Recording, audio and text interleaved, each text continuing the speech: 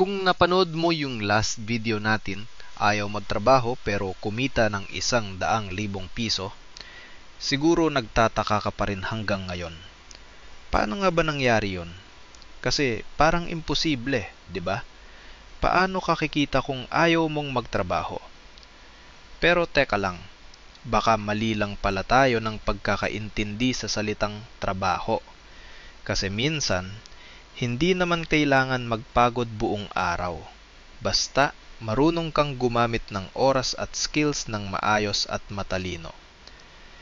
Ayaw magtrabaho doesn't mean tamad. Ang ibig sabihin lang niyan, ayaw lang sa paulit-ulit na trabaho na walang growth. Yung tipong gigising ka, papasok, uuwi, matutulog, tapos bukas ganun ulit, paulit-ulit. May sweldo nga, pero wala kang oras, wala kang freedom. Kaya yung mga kumikita ng 100,000 piso kahit parang di nagtatrabaho, ang totoo, nagtatrabaho sila ng matindi sa umpisa.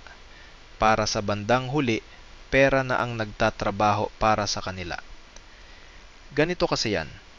May 3 paraan kung paano mo mapapagana yung smart work system para kumita kahit hindi traditional ang trabaho. Una, mag-invest sa skill o system. Hindi kailangan may pera agad. Mas mahalaga may skill ka.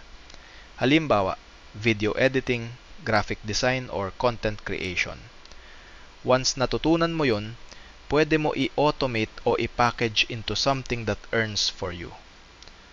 Pangalawa, gumawa ng system na kumikita kahit tulog ka. Pwedeng YouTube channel, online shop, o affiliate link.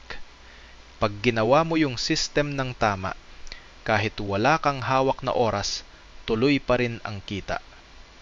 At pangatlo, reinvest your earnings. Huwag mo lang gastusin. Gamitin mo sa mas kapaki-pakinabang na kita pa. Doon lumalago yung 100,000 piso. Example, si Carlo, dati tambay lang. Mahilig siya sa games at TikTok.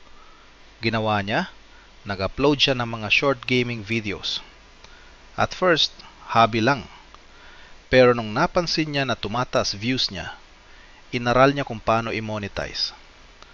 Gumawa siya ng YouTube channel, nilagyan ng affiliate links, naglagay ng mga digital items for sale.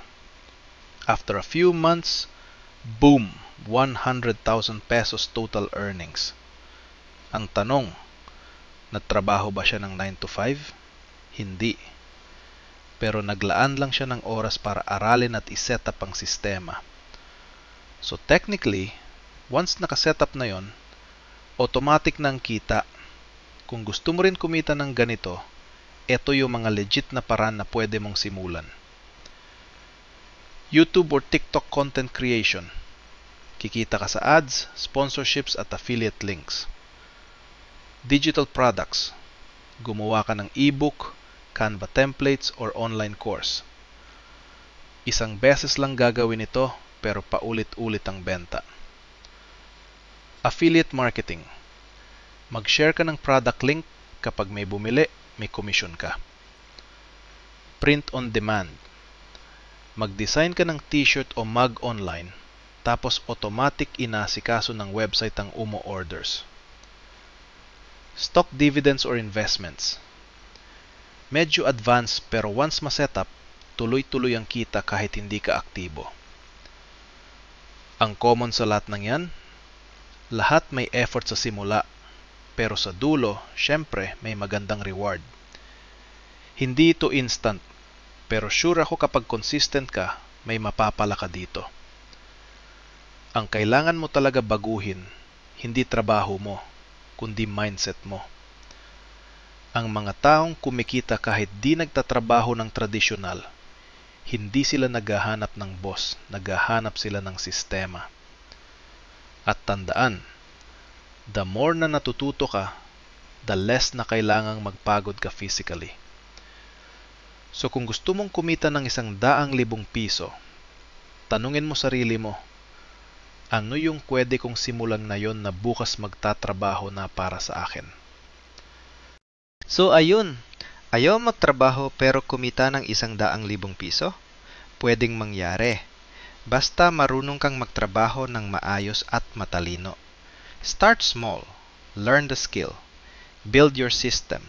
At kapag nagawa mo yun, makikita mo, hindi mo na kailangang maghabol ng overtime kasi pera mo na mismo ang nag-o-overtime para sa'yo.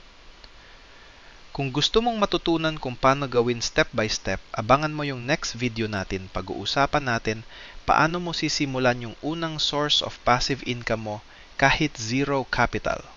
Kaya make sure to like, share, and subscribe para di mo ma-miss yun. See you sa next video.